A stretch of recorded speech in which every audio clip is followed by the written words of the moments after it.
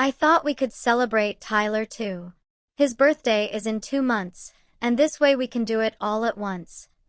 My mother-in-law said those words while holding a birthday cake that had my nephew's name on it. Not my son's name. My nephew's name. At my son's 7th birthday party. In my house.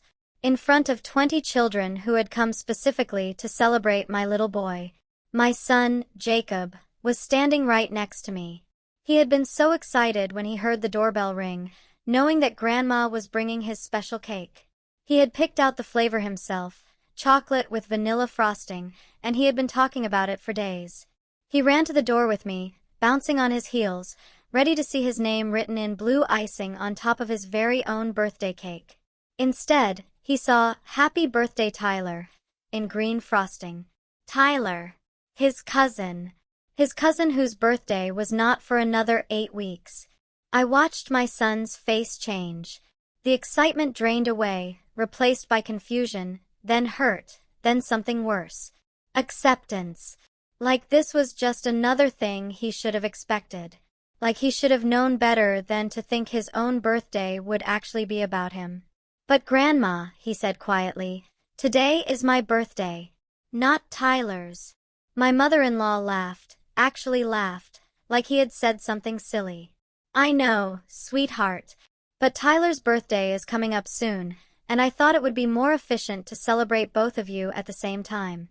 This way Grandma does not have to make 2 trips with 2 cakes." More efficient. She had hijacked my son's birthday party for efficiency. I did not scream. I did not cry. I did not grab the cake and throw it in her face, though every fiber of my being wanted to do exactly that.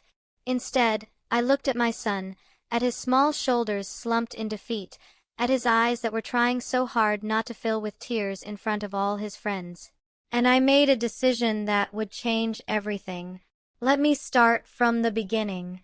My name is Michelle Torres. I am 33 years old, and I have been married to my husband Derek for 8 years. We have 1 child, a wonderful boy named Jacob who just turned 7. He has curly brown hair and the biggest brown eyes you have ever seen, and his smile can light up an entire room. Jacob is what people call an old soul. He is thoughtful and observant, always noticing things that other children his age miss. He remembers birthdays and asks about people's feelings and shares his toys without being asked. He is the kind of child who makes you believe in the inherent goodness of humanity. But Jacob is also sensitive. He feels things deeply, absorbs the emotions of those around him, and takes rejection harder than most kids. When someone hurts his feelings, he does not lash out or throw tantrums. He goes quiet. He withdraws into himself like a turtle pulling into its shell. And it takes days, sometimes weeks, to coax him back out. Derek and I recognized this sensitivity early on and tried to create an environment where Jacob felt safe expressing his emotions. We validated his feelings, encouraged him to talk about things that bothered him, and did our best to shield him from unnecessary hurt.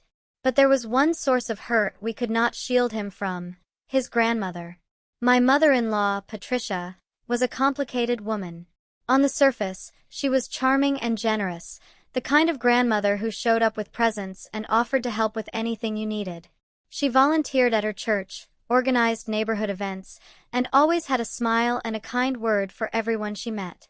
But underneath that polished exterior was something darker. Patricia needed to be the center of attention at all times. She needed to be praised and admired and thanked for everything she did.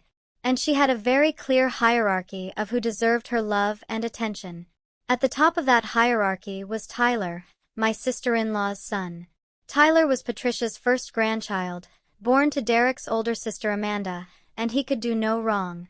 He was gifted and special, and the most beautiful child Patricia had ever seen. Every accomplishment, no matter how small, was celebrated like a national holiday. Every drawing was a masterpiece. Every word out of his mouth was brilliant and profound. Patricia had a shrine to Tyler in her living room. Not literally, but close enough. There were photographs of him everywhere. His first steps, his first tooth, his first day of school. His artwork was framed and displayed on the walls like pieces in a gallery. His sports trophies had a dedicated shelf above the fireplace. When you walked into Patricia's house, you would think Tyler was an only child, the sole grandchild, the center of the universe. And in Patricia's mind, maybe he was. I remember the first time I noticed it clearly. Tyler had drawn a picture at school, a crayon scribble of a house with stick figures standing in front of it. Patricia acted like he had created the Sistine Chapel. She took photos of it, sent them to everyone in the family, talked about his artistic talent for weeks. She had the drawing professionally framed and hung it in her kitchen. A month later, Jacob drew a similar picture. He had worked hard on it, adding details like flowers in the garden and a sun with a smiley face. He was so proud of it, so eager to show his grandmother. Patricia glanced at it for maybe 2 seconds. "That is nice, Jacob," she said, then set it aside and never mentioned it again. "I found it later in the trash, crumpled up, thrown away like garbage." Jacob, born 2 years after Tyler, was an afterthought. I noticed it from the beginning.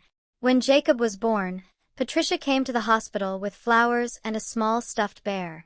When Tyler was born, she had thrown Amanda a baby shower with 50 guests, decorated the hospital room with balloons and banners, and bought enough baby clothes to last 3 years. When Jacob took his first steps, Patricia said, "That is nice."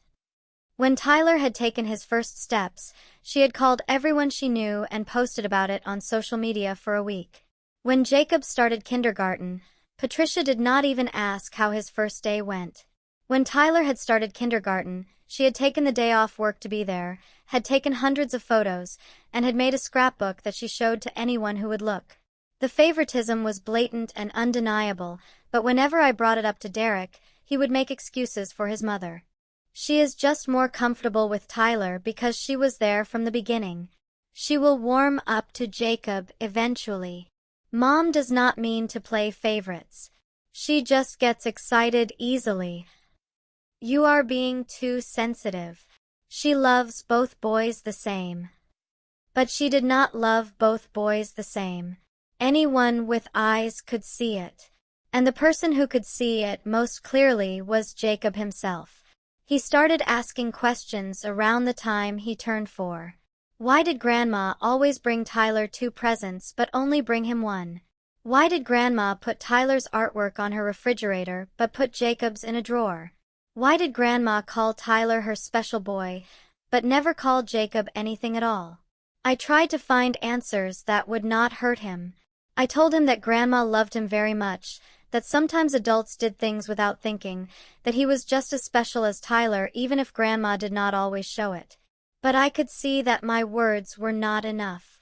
Jacob knew what he was experiencing, even if he did not have the vocabulary to name it. The years went by, and the favoritism only got worse. Every birthday, every holiday, every family gathering became an exercise in managing Jacob's disappointment. He would get his hopes up, thinking that this time would be different, and every time he would be let down. For his 5th birthday, Patricia promised to take him to the zoo, just the 2 of them, a special grandmother-grandson outing. Jacob talked about it for weeks. He made a list of all the animals he wanted to see. He drew pictures of himself and Grandma standing in front of the elephant enclosure. The day before the trip, Patricia called to cancel. Tyler had a soccer game, and she needed to be there to support him. She promised to reschedule, but she never did. For his 6th birthday, Patricia said she would come to his party and bring a special surprise. Jacob was convinced the surprise would be a bicycle, the red one he had been wanting for months. Patricia showed up 2 hours late, after all the other guests had left, with a card containing $10 and an apology about traffic. The bicycle went to Tyler for his half-birthday. A half-birthday. An invented celebration that Patricia had created just to have another excuse to shower her favorite grandchild with gifts. By the time Jacob's 7th birthday approached, I had learned to keep my expectations low. I did not let him count on Patricia for anything. I planned his party myself, sent out invitations, ordered decorations, arranged for games and activities. The only thing I let Patricia contribute was the cake, and only because she had insisted, practically begged, to be allowed to do something for her grandson's special day. "Let me bring the cake," she had said on the phone 2 weeks before the party. "It is the least I can do. I know I have not been as present as I should be, and I want to make it up to Jacob. Please, Michelle, let me do this one thing." Against my better judgment, I agreed. Maybe she really was trying to make an effort. Maybe this birthday would be different. I should have known better. The day of the party was perfect. The weather was warm and sunny, ideal for the backyard celebration I had planned. I had spent the entire previous week decorating, hanging streamers and balloons in Jacob's favorite colors, setting up game stations, creating a treasure hunt that would keep the kids entertained for hours. I had put so much thought into every detail. The invitations had dinosaurs on them, because Jacob was obsessed with dinosaurs that year. The plates and napkins matched, all featuring friendly T-Rexes and Triceratops. I had hired a face painter who specialized in dinosaur designs, and she had set up a station near the back fence where children could be transformed into their favorite prehistoric creatures. The games were all dinosaur-themed, too. Pin the tail on the Stegosaurus. A dinosaur egg hunt with plastic eggs hidden throughout the yard. Musical statues where children had to freeze like different dinosaurs when the music stopped. I had spent hours on Pinterest and parenting websites, finding ideas, making sure everything was perfect for my little boy. The food table was a work of art. Dinosaur-shaped sandwiches. Green Jell-O cups with gummy worms, labeled Swamp Surprise. Veggie cups designed to look like volcanoes, with ranch dressing lava in the center. Everything was carefully arranged, photographed, shared on the family group chat so everyone could see how much effort had gone into making Jacob's day special. Jacob woke up that morning with a smile so bright it made my heart ache.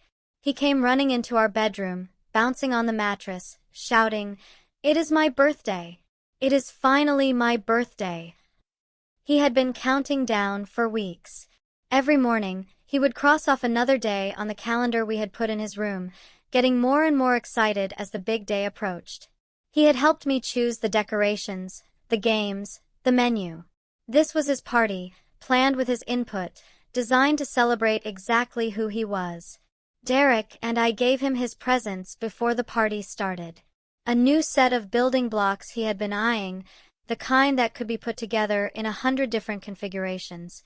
A book about dinosaurs, his current obsession, with detailed illustrations and fascinating facts about each species. A stuffed Triceratops that he immediately named Spike and refused to put down.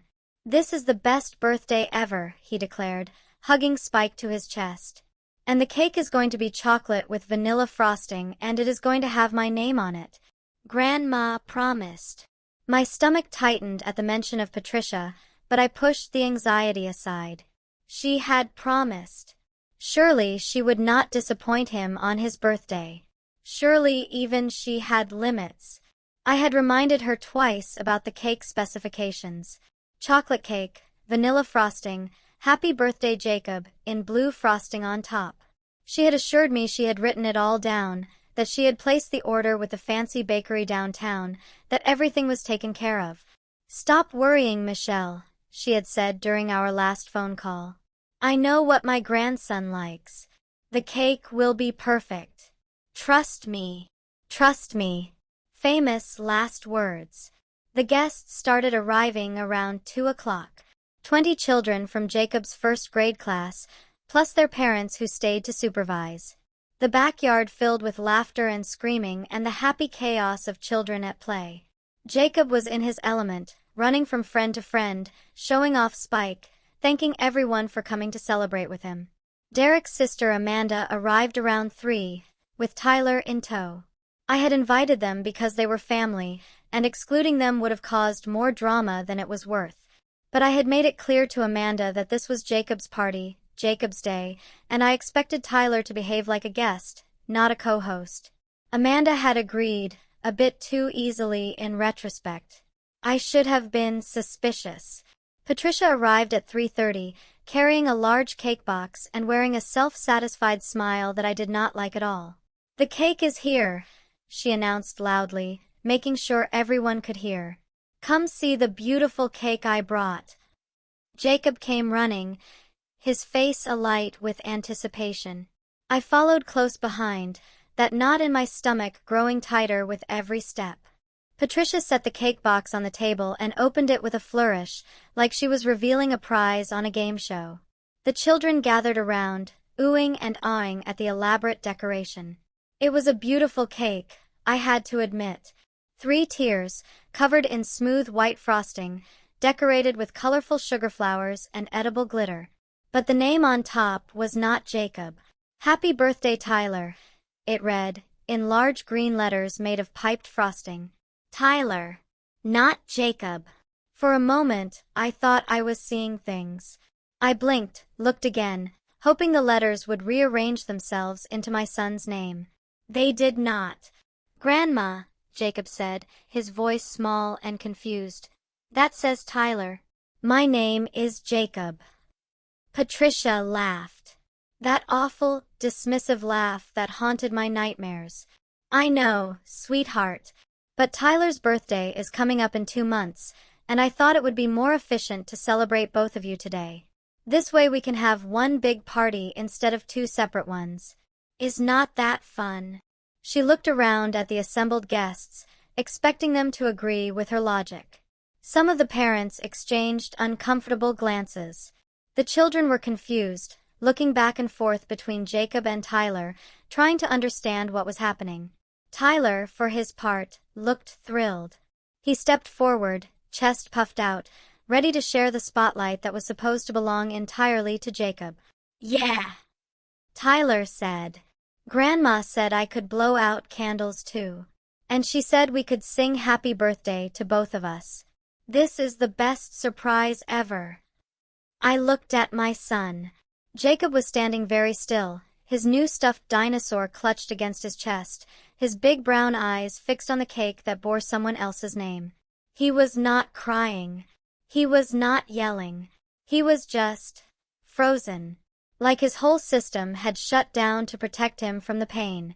Jacob, I said gently, kneeling down to his level. Are you okay?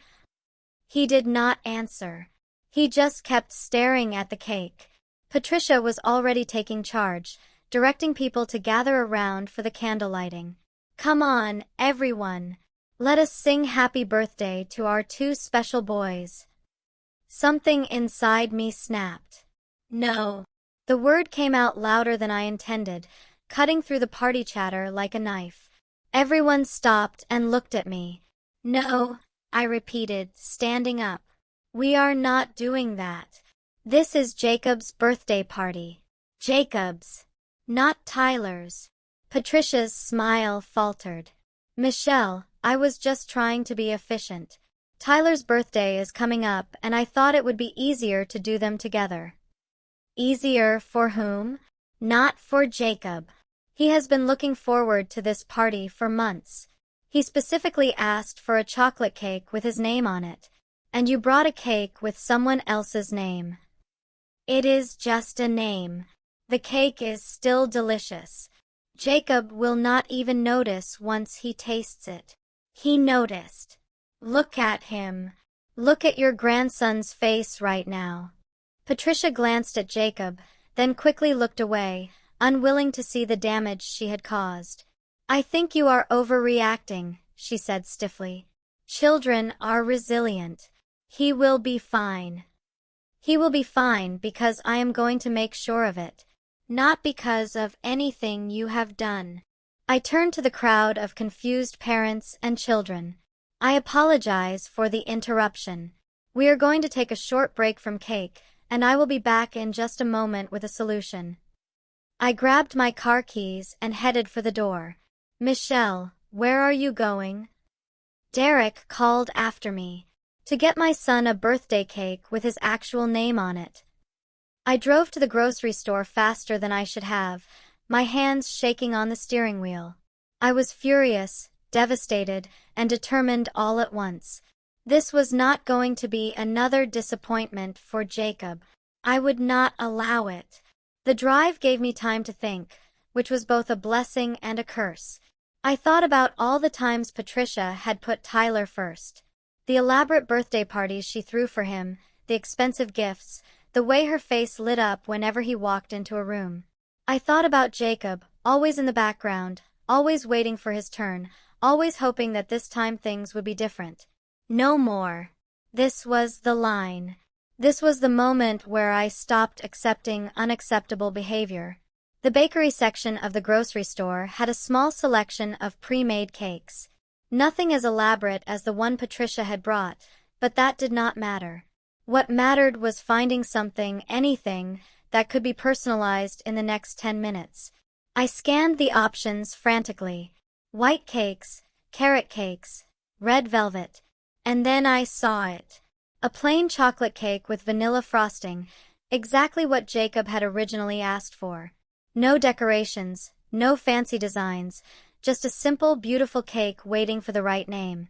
A kind baker took pity on me when she saw the desperation in my eyes. I must have looked like a madwoman, still in my party clothes, mascara probably smudged, practically vibrating with urgency. "Please," I said, my voice cracking. "I need a name on this cake. My son's name. It is his birthday and the cake his grandmother brought has someone else's name on it. Please." Her eyes widened with understanding. She did not ask questions, did not need me to explain the complicated family dynamics. She just nodded, grabbed the cake, and said, "What is his name?" "Jacob. Jacob. In blue frosting if you have it." She grabbed a piping bag filled with blue icing and wrote, "Happy birthday, Jacob," on top of that plain chocolate cake. The letters were a little uneven, and there were no fancy sugar flowers or edible glitter. But it had my son's name on it, and that was all that mattered. "Thank you," I said, tears streaming down my face. "Thank you so much." "You go celebrate your boy," she said with a kind smile. "He is lucky to have a mama who fights for him like this." I made it back to the party in 25 minutes total. The guests were milling around awkwardly, not sure what to do. Patricia was sitting in a corner with Amanda and Tyler, looking offended. Derek was trying to keep the children entertained with an impromptu game of freeze dance. "I have the cake," I announced, carrying the box to the main table. "The real birthday cake for the real birthday boy." I opened the box and showed Jacob what was inside. His face transformed, the shut-down expression melting away, replaced by something like wonder. "That is my name," he whispered. "That is my real name." "Yes, baby. This is your cake. For your birthday. Just for you." He reached out and touched the frosting gently, like he could not quite believe it was real. His fingers came away blue and he looked at them in amazement. "Jacob," he said softly, reading the letters. "It really says Jacob." "Of course it does. Because today is Jacob's birthday. Not anyone else's. Yours." He looked up at me with those big brown eyes, and I saw tears forming at the edges. But he was smiling through them, this radiant smile that made everything worth it. "Thank you, Mommy. This is the best cake ever." It was not the fanciest cake. It did not have 3 tiers or sugar flowers or edible glitter. It was a simple grocery store cake, hastily decorated by a kind stranger who understood that sometimes the most important cakes are the ones that have the right name on top. But to Jacob, it was perfect. It was his. We lit the candles, 7 of them plus one for good luck, arranged in a circle on top of the chocolate frosting. The flames flickered in the afternoon breeze, casting dancing shadows on Jacob's face. We sang happy birthday to Jacob, just Jacob, his name ringing out across the backyard. 20 voices singing just for him, celebrating just him, making sure he knew that this moment was his alone. He closed his eyes tight, his face scrunched up in concentration. I knew he was making his wish, putting all his 7-year-old hope into whatever he was asking for. I wondered what it was. A new toy? A trip to Disneyland? Or maybe something simpler, something sadder. Maybe he was wishing for a grandmother who loved him as much as she loved his cousin. He blew out all 7 candles in one big breath, and everyone cheered. He had done it. His wish was out there in the universe, waiting to come true. And then he did something that surprised everyone. He walked over to where Tyler was sitting and tapped his cousin on the shoulder. "Tyler, do you want the first piece? Since Grandma made you a cake too, you should get to try it first." The generosity of that gesture, coming from a child who had just been publicly humiliated, made my heart swell with pride. Jacob was hurt, but he was not going to take it out on his cousin. He understood, even at 7 years old, that Tyler was not the real problem. Tyler looked confused but accepted the offer. The tension in the air began to ease as cake was distributed and children returned to their games. The party continued, not quite as joyful as it had been before Patricia's arrival, but salvaged nonetheless. Patricia tried to approach me several times throughout the rest of the afternoon, but I made myself unavailable. I was not ready to speak to her. I was afraid of what I might say. When the party finally ended and the last guest went home, I found Jacob sitting alone on the back porch, holding his stuffed triceratops and looking up at the sky. "Hey, buddy," I said, sitting down next to him. "How are you feeling?" He was quiet for a moment. Then he said, "Mommy, why does Grandma like Tyler more than me?" There it was. The question I had been dreading for years, finally spoken aloud. I could have lied. I could have made excuses, told him that Grandma loved both boys equally, that she just had trouble showing it. But I was so tired of lying, of protecting Patricia from the consequences of her own behavior. "I do not know, sweetheart," I said honestly. "Sometimes adults do things that do not make sense. Sometimes they have favorites, even when they should not. But I want you to know something important. Are you listening?" He nodded. "The way Grandma treats you says nothing about who you are. You are kind and smart and wonderful, and you deserve to be celebrated. The fact that Grandma does not see that is her loss, not yours." "But it still hurts," he said quietly. "I know, baby.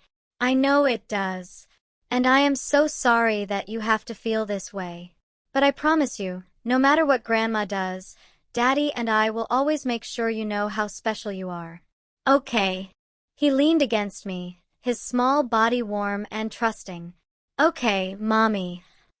We sat there together until the sun went down, mother and son, processing the hurt and starting to heal. That night, after Jacob was asleep, I had it out with Derek. We sat at the kitchen table, the same table where we had eaten hundreds of meals, had thousands of conversations, built a life together. But this conversation felt different, heavier, like the words we were about to say would change things forever. "Your mother ruined our son's birthday party. She deliberately brought a cake with Tyler's name on it. She tried to turn Jacob's celebration into a joint party for a child whose birthday is 2 months away.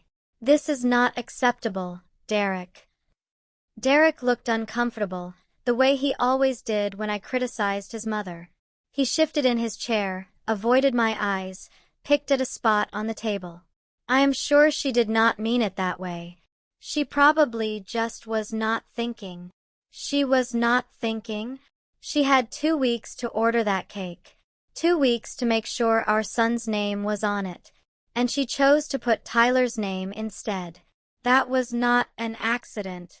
That was a choice. Maybe she thought it would be nice to include Tyler. He is Jacob's cousin. They are supposed to be close. Tyler has his own birthday. In 2 months. He will have his own party, his own cake, his own celebration. Why does he need to share Jacob's? Derek rubbed his face with his hands, looking exhausted. "I do not know, Michelle. I do not know why my mother does the things she does. But she is not evil. She is just my mom. She is just your mom who treats our son like a second-class citizen. She is just your mom who makes Jacob feel invisible. She is just your mom who could not let a 7-year-old have one day, one single day, that was entirely about him. It is complicated, Michelle. She is my mother. And Jacob is your son. Your son who just asked me why grandma likes his cousin more than him. Your son who had to watch his own birthday cake be given to someone else. At some point, you have to choose. And I really hope you choose your child. Derek was quiet for a long time. I could see him wrestling with it, the conflict between the man he had been raised to be, loyal to his mother no matter what, and the father he wanted to be, protective of his son above all else. I do not want to have to choose, he finally said. None of us want to make hard choices. But sometimes life forces us to. And this is one of those times. Either you stand up to your mother and tell her that her behavior is unacceptable, or you continue to make excuses while our son suffers. What if she gets upset? What if she cuts us off? Then she cuts us off. Derek, if your mother's love for us is conditional on us accepting mistreatment, then it is not really love at all. Jacob deserves better. We all deserve better. Derek did talk to Patricia. I do not know exactly what was said, but whatever it was, it did not work. Patricia called me the next day to offer a non-apology. I am sorry if Jacob's feelings were hurt, but I really was just trying to be practical. Birthday parties are so expensive, and it seems silly to have two separate celebrations when we could combine them. I do not understand why everyone is making such a big deal out of this. You do not understand why a mother would be upset that her son's birthday cake had another child's name on it? I bought a beautiful cake, the most expensive one they had. Jacob should be grateful, not complaining about whose name is on top. Grateful? You want my 7-year-old to be grateful that you erased him from his own birthday? You are being dramatic. This is exactly why I hesitate to do nice things for your side of the family. Nothing is ever good enough. I hung up on her. There was nothing more to say. For the next few weeks, I stewed in my anger. I replayed the incident over and over in my head, imagining all the things I should have said, all the ways I should have handled it differently. But what was done was done. The only question now was what to do next. I talked to my own mother, who was appalled by what Patricia had done. That woman needs to be held accountable, Mom said. You cannot let her get away with this. If you do, she will keep doing it forever. I talked to my friends, who listened sympathetically and offered advice ranging from cut her off completely to rise above it. I talked to a therapist, just one session, because I needed a professional opinion on whether I was overreacting. You are not overreacting, the therapist said firmly. Your child was publicly humiliated by someone who is supposed to love him. Your anger is valid and appropriate. The question is how you channel that anger in a way that protects your son while also holding your mother-in-law accountable. That was the question, wasn't it? How to make Patricia understand what she had done without making things worse for Jacob. Patricia's birthday was coming up in 6 weeks. She was turning 65, a milestone that she had been talking about for months. She was planning a big party at a fancy restaurant, inviting friends and family from all over, expecting everyone to show up and shower her with praise and presents. And suddenly, I knew exactly what I was going to do. I started planning immediately. Unlike Patricia, who had clearly put no thought into how her actions would affect Jacob, I thought through every detail of my plan. I wanted to make a point, but I wanted to do it in a way that was undeniable, that could not be brushed off or explained away. I wanted Patricia to feel, just for a moment, what it was like to have her celebration overshadowed by someone else's agenda. But I also wanted to be fair. I did not want to stoop to her level, did not want to be cruel or vindictive. I wanted to teach, not to punish. I wanted to open eyes, not burn bridges. The plan I came up with was elegant in its simplicity. I would use Patricia's own birthday party as a platform to talk about what birthdays meant, about the importance of celebrating individuals, about the harm that comes from erasing someone's special day. I would not yell or accuse. I would simply tell the truth and let people draw their own conclusions. I started by reaching out to the other family members. Derek's aunts and uncles, his cousins, the extended network of people who would be at Patricia's birthday party. I told them, calmly and factually, what had happened at Jacob's party. I showed them photos of the cake with Tyler's name on it, standing next to Jacob in his birthday outfit. I let them draw their own conclusions. The response was overwhelming. Person after person expressed shock and sympathy. Many of them had suspected that Patricia played favorites, but they had not realized how far it went. Several of them shared their own stories of times when Patricia had slighted their children in favor of Tyler. She did the same thing at my daughter's christening, Derek's cousin told me. Spent the whole ceremony talking about Tyler's first communion, which was not for another year. Made the whole day about him. She forgot my son's name at Christmas dinner, another relative said. Called him Tyler by accident 3 times. My son's name is Michael. I was not alone. I had never been alone. Patricia had been doing this for years, to multiple grandchildren, and no one had ever called her out on it. Until now. The day of Patricia's birthday party arrived. I dressed carefully, choosing an outfit that was elegant but not flashy. I wanted to blend in, to be unremarkable, until the moment when I became very remarkable indeed. Derek was nervous. He knew I was planning something, though I had not told him exactly what. He kept shooting me worried glances, probably expecting me to make a scene, to yell at his mother in front of everyone. But that was not my style. I was not going to give Patricia the satisfaction of being able to paint me as the crazy, irrational daughter-in-law. I was going to be calm, collected, and devastating. The party was being held at an upscale Italian restaurant, the kind with white tablecloths and candles on every table. About 40 guests were in attendance, including all the relatives I had been talking to over the past few weeks. Patricia was holding court at the head of a long table, accepting birthday wishes like a queen accepting tribute. At the appointed time, I stood up and asked if I could say a few words. "Of course, dear," Patricia said, her smile slightly condescending. She probably expected me to offer some generic toast, maybe even apologize for my behavior at Jacob's party. She was wrong.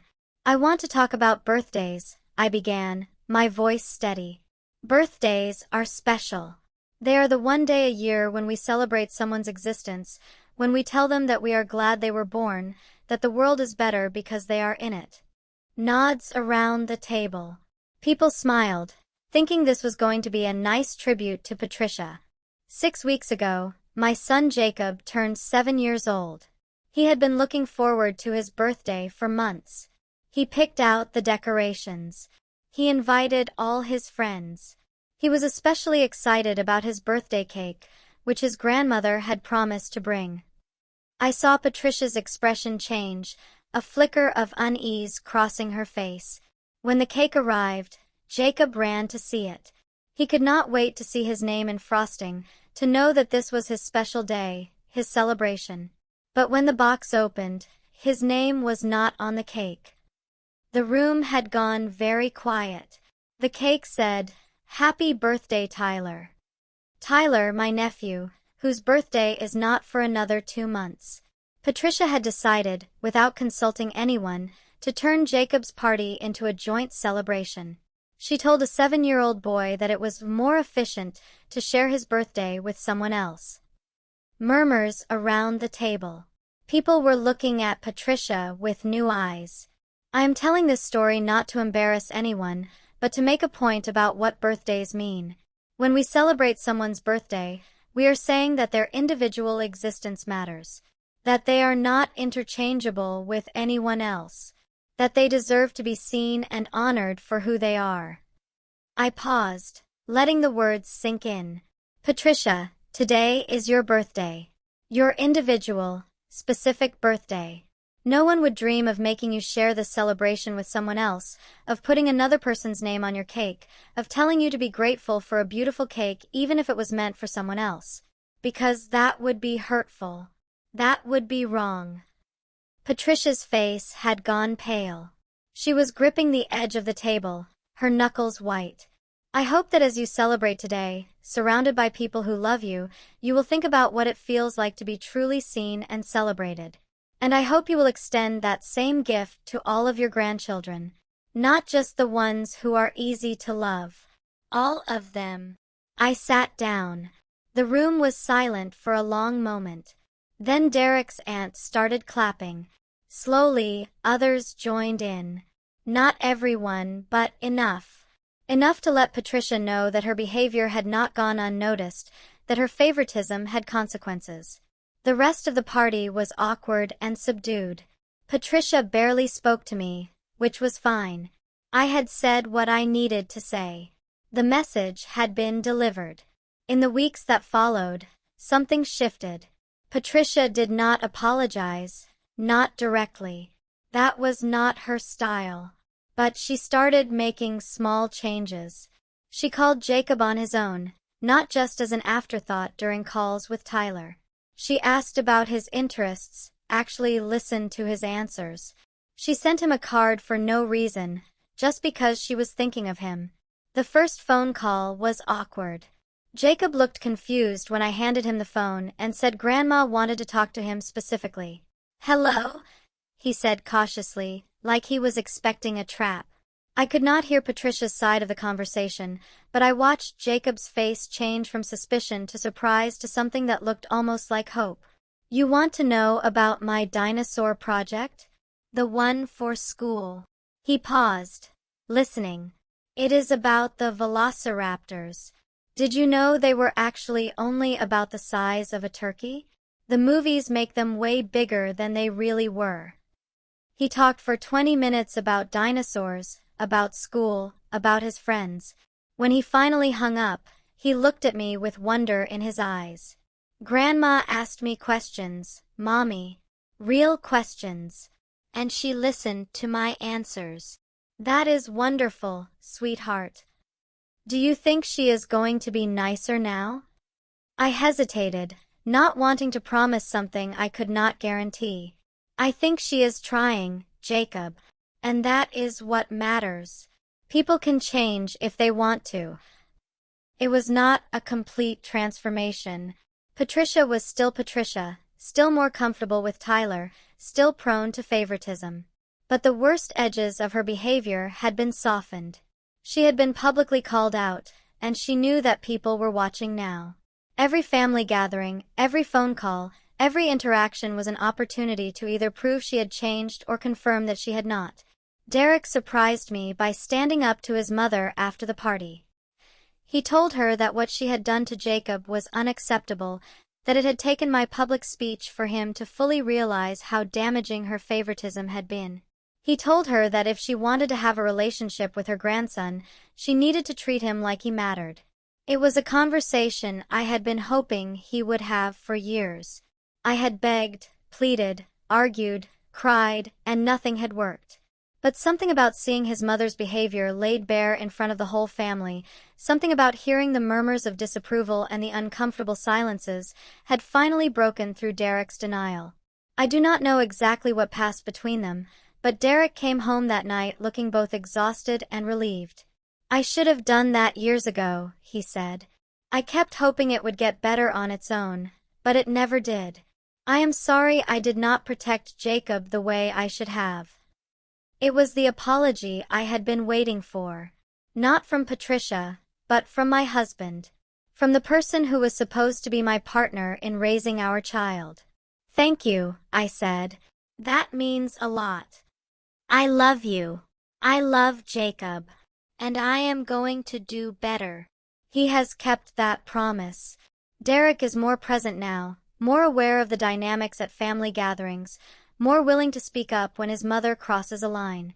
We are a team in a way we were not before. Jacob is 9 now.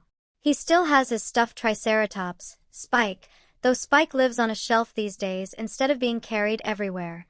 He still loves dinosaurs and building blocks and exploring the world around him. He is thriving in school, has good friends, and is growing into a confident young person. He still sees his grandmother, but with boundaries in place.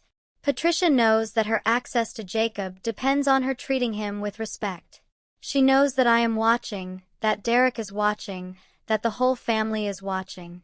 And while she may never truly understand why what she did was wrong, she has learned that there are consequences for her behavior. Last year, for Jacob's 8th birthday, Patricia brought a cake. A beautiful chocolate cake with vanilla frosting, just like he had originally asked for years ago. And on top, in blue frosting, it said, "Happy birthday, Jacob. We love you." Just Jacob. Just his name. Just his celebration. When he saw it, Jacob looked up at his grandmother with cautious hope. "Thank you, Grandma," he said. "This is exactly what I wanted." Patricia looked uncomfortable, like she was not quite sure how to respond to genuine gratitude from a grandchild she had spent years overlooking. "You are welcome, Jacob," she finally said. "You deserve to be celebrated." It was the closest she had ever come to acknowledging what she had done. And while it was not enough to erase years of hurt, it was a start. A small step toward making things right. That is what healing looks like sometimes. Not grand gestures or dramatic apologies, but small moments of recognition. Small steps toward doing better.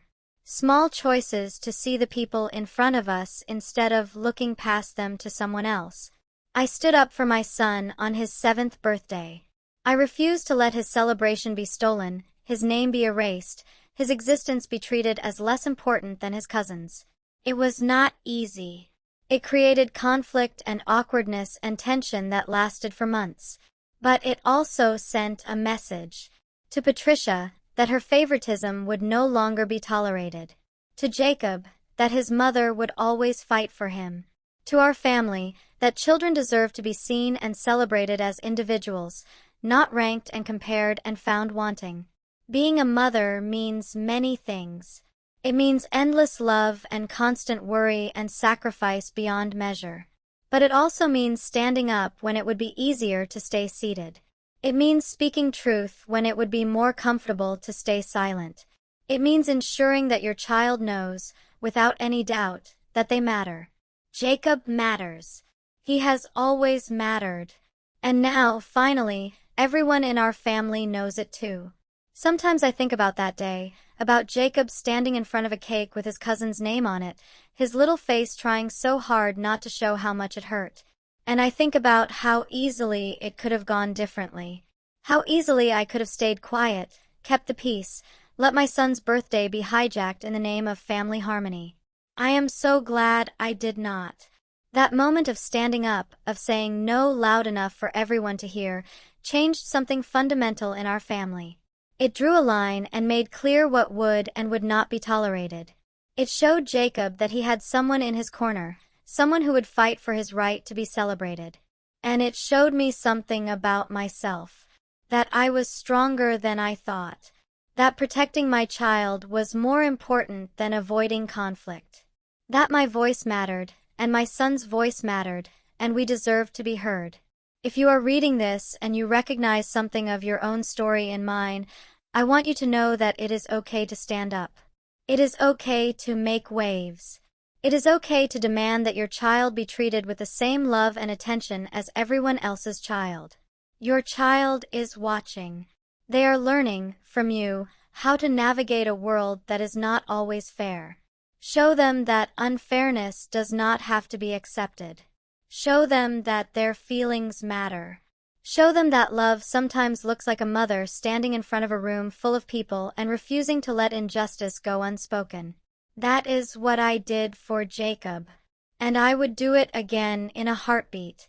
He came to me last month, my now 9-year-old son, and said something that made everything worth it.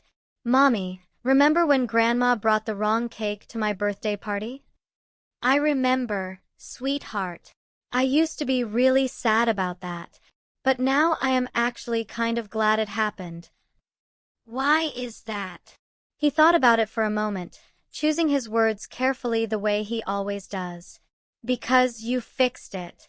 You went and got me a real cake, and you told everyone that I mattered. And now I know that whenever something bad happens, you will always be there to make it better. That is worth more than 100 cakes with my name on them.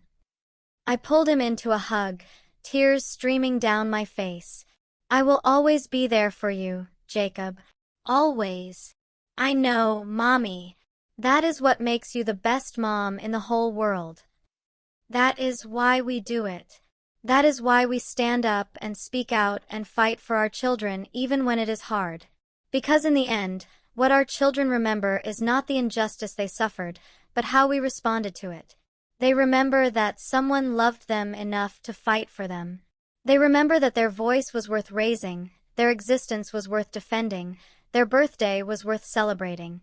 And that memory will stay with them forever. Thank you for listening to my journey of discovering what motherhood truly means. I have left 2 more stories on your screen, each from mothers who learned that protecting a child can mean standing alone against those once called family. Choose the one that speaks to you. And if you want to join a community of parents who fight for their children, that notification bell is waiting. Until tomorrow, remember, blood connects us, but a mother's love protects us.